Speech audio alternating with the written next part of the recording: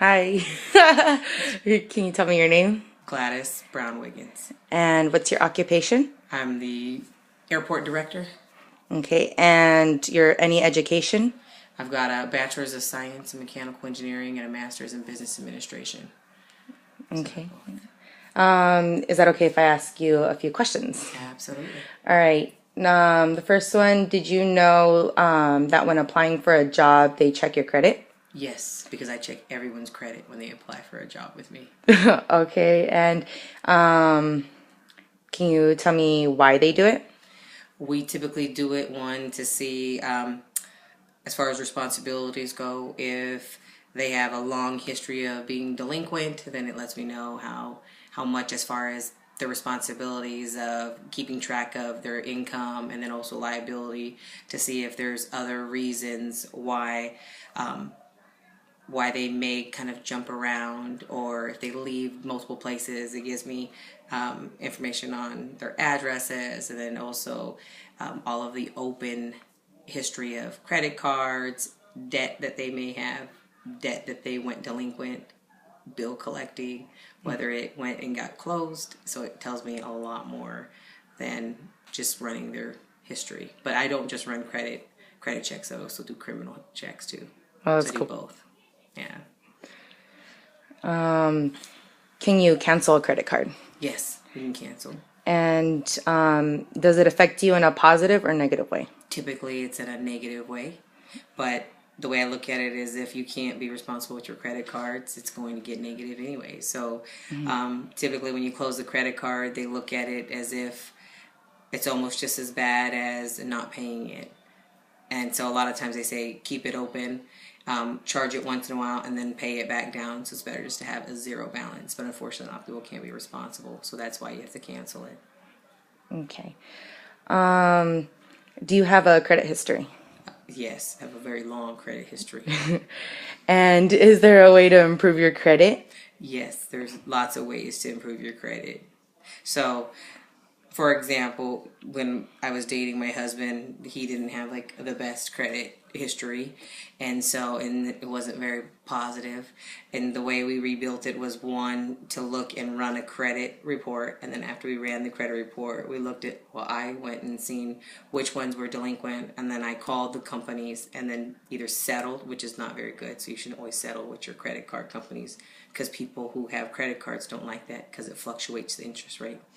But I paid off those, and so kind of resolved those, and then opened up other credit card, like another credit card. Sounds really bad, but opened up another credit card with a good that has a good backing to it, like Bank of America or Chase, and then I would charge things but pay them off within 30 days. And so I would do that maybe every other month or so, and then that way it kind of built it up, and it showed a history. So over a few years it began to build his credit better. And the same thing, I would, if I needed to, or if he did it on his own, if he opened up a credit card, you charge it and then just make sure you pay it off in the 30 days, because that's kind of, or the 23 days. People don't realize when you charge it, a lot of times they bill you in 23 days. So it's a way to build your credit. Okay. Now, how do you keep track of your money? Do you use ATM or a checkbook? I actually use electronic banking online, but I use a checkbook though, so I still write checks to different creditors, but the majority of everything I do is electronic.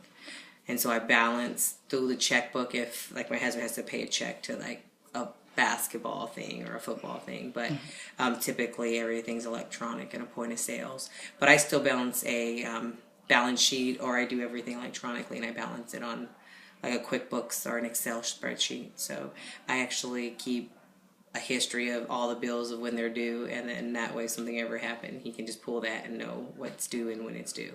So that way nothing's ever delinquent. So And how often do you balance it? I balance it at least anytime I'm going to do a transaction. But typically what happens, and some people will do this, I create a buffer. So I'll balance maybe twice a week, but then I know the buffer I have. So for some people have thousands of dollars of a buffer because they do thousands of dollars of expenses.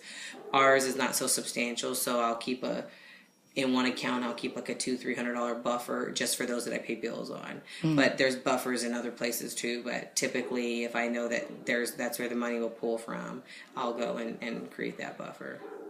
Yeah.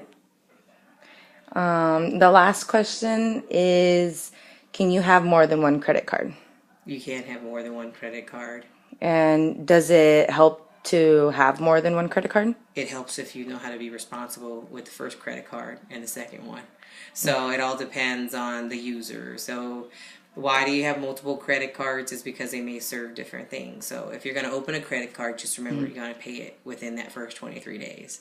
So I always tell people that charge it and then pay it down. If I could say anything to young folks, that's what I would say, or never get the credit card. Because there's other ways you can build your credit. You don't always need a credit card. It's just way too convenient, but you have to remember it's borrowed money with a high interest. So you just think if every dollar you spend, you had to pay that guy 25 cents of that dollar, would you be spending $20 all the time if you know that you're going to have to pay him or her, $5 every time you spend the 20? And a lot of people say, well, if I borrow 20, paying you back 25 is not too bad. I said, yeah, but it's not just 25. Over time, if you don't pay them back within, 6 months, it actually turns into $45. So that's the thing, is that you might make a purchase today for $100, but if you don't pay it back and you take 6 months to pay it back, you actually pay them back almost $200 to $300, depending on how high your interest is. Yeah, so that's what I would say on that one. All right. Well, thank you, Gladys. So funny, huh?